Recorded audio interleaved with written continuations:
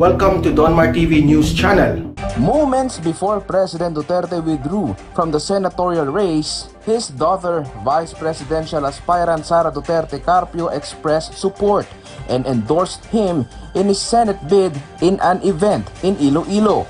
Unang-una po sa senatorial list ko ay si Pangulong Duterte.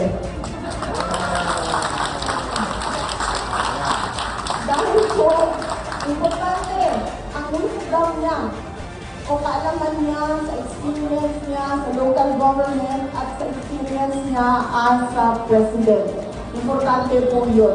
Other candidates whom Duterte Carpio is expected to support are former presidential spokesperson Harry Roque, former Senator Jinggoy Estrada, former DPWH Secretary Mark Villar, former Defense Secretary Gibo Chodoro, former Quezon City Mayor Herbert Bautista, Congresswoman Loren Legarda, and Senator Win Gatchalian.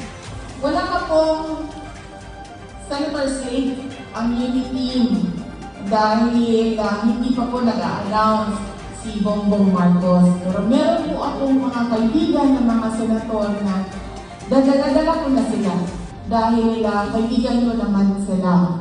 Her running mate presidential aspirant Bongbong Marcos Jr. was not in the Iloilo event, but in a Facebook post, he narrated that MMDA chairperson Ben-Hur Abalos was there. He also vowed to be there next time. Presidential aspirant Vice President Leni Robredo asked the Commission on Elections to include those employees from the BPO in the absentee voters category. She explained its significance in view of the difficulty in their work schedules and arrangements. Presidential aspirant Senator Panfilo Lacson supports the guidelines of the COMELEC when it comes to online campaigning. Lacson said it is important that accounts should be verified to avoid disinformation. Presidential aspirant Manny Pacquiao vowed to have additional incentives for the country's athletes. Pacquiao said he will do it through partnership with private sectors. He also vowed to seek more incentives and benefits for them, such as education and housing. Presidential aspirant Manila Mayor Isko Moreno meanwhile visited Iloilo along with his running mate Dr. Willie Ong and their Senate slate. Dati-rati, ang kandidato gumagastos sa botante. Tama man eh. Ngayon baliktad, botante gumastos sa kandidato. Di umano'y balitang kumpirmadong opisyal na nga daw pinili ni Pangulong Rodrigo Roa Duterte na suportahan ng dating senador si Bongbong Marcos Jr. sa pagtakbo nito sa pagkapangulo ng Republika ng Pilipinas sa darating na 2022 national election. Ito nga ay matapos mag-backout ng pambato ng PDP laban sa pagkapangulo na walang iba kundi si Senator Bongo na ayon naman sa marami sa ating mga kababayan ay since hindi naman daw tutuloy si Senator Bongo sa kanyang pagtakbong pangulo ay it's about time na daw di umano ng kanyang sosuporta ng pagtakbong pangulo ng dating senador na si Bongbong Marcos Jr. Kasi nga ay wala naman daw siyang ibang rason na hindi ito suportahan kasi miski ang sarili niyang anak na Davao City Mayor ni Sara Duterte Carpio ay sinusuportahan at pinaniniwalaan na ang dating senador na si Bongbong Marcos Jr. Ito ang mainit na balitang pinuputakti ngayon ng samot-saring komento mula sa marami sa ating mga kababayan at marami nga sa kanila ngayon ang hindi napigilan ng kanilang sarili na maglabas ng kanilang hineng at komento sa mundo ng social media. Mainit na pinag-uusapan ngayon sa mundo ng social media ang di umano'y balitang kumpirmadong sosuporta na nga daw di umano ni Pangulong Rodrigo Roa Duterte ang dating senador si Bongbong Marcos Jr. sa pagtakbo nito sa pagkapangulo ng Republika ng Pilipinas at ito nga daw ay matapos mag-back out ang kanyang pambato na walang iba kundi si Senator Bongo sa pagkapangulo at dahil nga di umano dito ay wala na daw di umano siyang pambato sa kanyang iendorso sa pagkapangulo sa darating na 2022 national election. Matatandaan kamakailan lamang na lumabas ang balitang malaki nga daw di umano ang posibilidad na susuporta ni Pangulong Rodrigo Roa Duterte si Manila City Mayor Isko Moreno sa pagtakbo nito sa pagkapangulo ng Republika ng Pilipinas. Ngunit ayon naman sa marami sa ating mga kababayan ay sobrang malabo daw talaga ang kanya itong susuportahan kasi nga ay hindi naman daw talaga deserve nito ang suporta ni Pangulong Rodrigo Roa Duterte at mas lalong hindi di umano nito deserve na maging Pangulo ng Republika ng Pilipinas kasi ayon di mo sa marami sa ating mga kababayan ay hindi nga daw di mo nito magawang pumunuan ng kanyang nasasakupan na sobrang liit na bayan. Ano na kaya daw kung ang buong Pilipinas na ang kanyang pamumunuan? Kaya naman dahil di umano dito ay marami sa ating mga kababayan ngayon ang walang sawang nananawagan na sana ay pakinggan na di mo ni Pangulong Rodrigo Roa Duterte ang kanilang matagal ng hinihiling na sana ay suporta na ito ang pagtakbong Pangulo ng dating Senador si Bongbong Marcos, kasi nga ay kung nakita di umano ng kanyang anak na si Davao City Mayor Sara Duterte Carpio na karapat dapat talagang maging Pangulo ng ating mahal na bayan ng dating Senador na si Bongbong Marcos Jr. Mas lalong makikita din daw di umano iyon ni Pangulong Rodrigo Roa Duterte, kasi hindi naman daw talaga itatanggi na sa lahat ng ginawang survey online ng dating Senador si Bongbong Marcos Jr. lamang ang palaging nangunguna sa lahat ng pagpipilian bilang susunod na Pangulo ng ating mahal na bayan, na ito nga daw di mo na isang patunay na talagang siya ang nag-iisang kandidatong gusto ng taong bayan na maging susunod na leader ng ating mahal na bayan.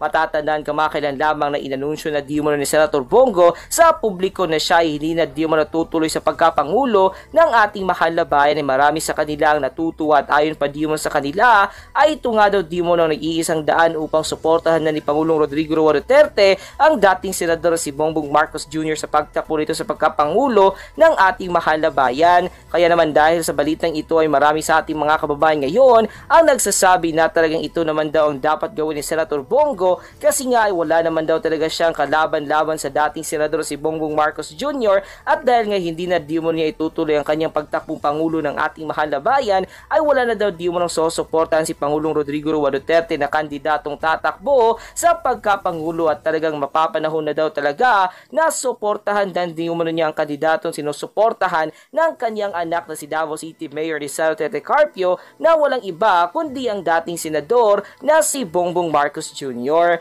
Nang lumabas nga ang balitang ito ay umani agad ng samot-saring komento mula sa marami sa ating mga kababayan, at marami nga sa kanila ngayon ang hindi napigilan ng kanilang sarili na maglabas ng kanilang hineng at komento sa mundo ng social media. And the netizens posted, mabuti siyang ehemplo sa mga hindi naniniwala, mga nakakaliwa na ayaw magbagong buhay, mga bagong desisyon, sana magkasolusyon na lahat, reunited, tama si Bongbong Marcos, maganda na pagkaisahin lahat, tulong-tulong, walang magandang idudulot pero iringan, yabangan, pasikatan, natsiraan, ayan saan ba sila nakakarating, nawawala ng landas 50 years, sumapi ang mga samantala sa mga may masamang balakin, gustong maglingkod pero ang pilitan gamitin ng mga tao upang maghasik ng kaguluhan, mga inosente ang mapapahamak, mga kawawang bayaran at uuto kayang-kaya patutin basta may karapat na halaga, dahil sa kahirapan, kapit sa patalim at buwis buhay na, panahon na magbagong buhay, magkaisa at pagtiwala. We're united and solid, family, loved ones, ang relatives, mga friends, kabanela, ni Pampanga, and here in Davao, Luzon, Visayas, Mindanao, buong Pilipinas, and the whole world, OF mga Pilipino in the world, we're united, ang solid for Bongbong Marcos and Sara, a great and perfect tandem. God bless BBM Sara Tandem, Pilipinas and Maharlika, in Jesus' name, amen. Please guys, protect our votes for Bongbong Marcos and Sara, to God all the glory, amen. Ay naman kay Carmelito, Regio 92.3, syempre yung Calivido, salamat Tati Digong, strategy lang Suwer Rain, talagang Bongbong Marcos Sara tayo, DDS loyalist, pamanitatis, mga kabataan ng kapuso, mga kapatid, mabuhay Bongbong Marcos Sara tayo, mabuhay para Mindanao, support nilang buong bansa, isang diwa, mahusay Bongbong Marcos Sara, go Duterte, support din ng buong bansa, mabuhay. Ay naman kay Rebecca Modeden, salamat Pangulong Rodrigo Roa Duterte, dahil sa iyo nakalas ang tigala ng pagkakasidlak ng bansa mula sa mga dilawan. Dilangin ko na may pagpatuloy ang pagtagumpayan ni Bongbong Marcos Sara ang inyong nakapagandang nagawa para sa bansa. Mabuhay ka Pangulong Duterte, you deserve all the praises and enjoy your beautiful life after politics. God bless. Ay naman kay Daniel Gagoy, Pangulong Rodrigo Roa Duterte knows in reality because he has been there, at marami pang bagay na haharapin. Yung pagbabago ay binago na at ayusin na lahat ngayon kung weak leader, lahat unti-unting mawawala. 6 years kung luluklok ang palayo ng hangharapin ang babatikos at desisyon. Kung mahina ka at ayaw mong banggahin, ang dapat babanggain ay makakapagpahirap ka ng taong bayan. Sa lagay mo, bakit tinitira ni Digong ng kalaban? Kasi hindi siya pinagbigyan yung alam yung mali, at yun ang sinasabi niyang kung weak ka,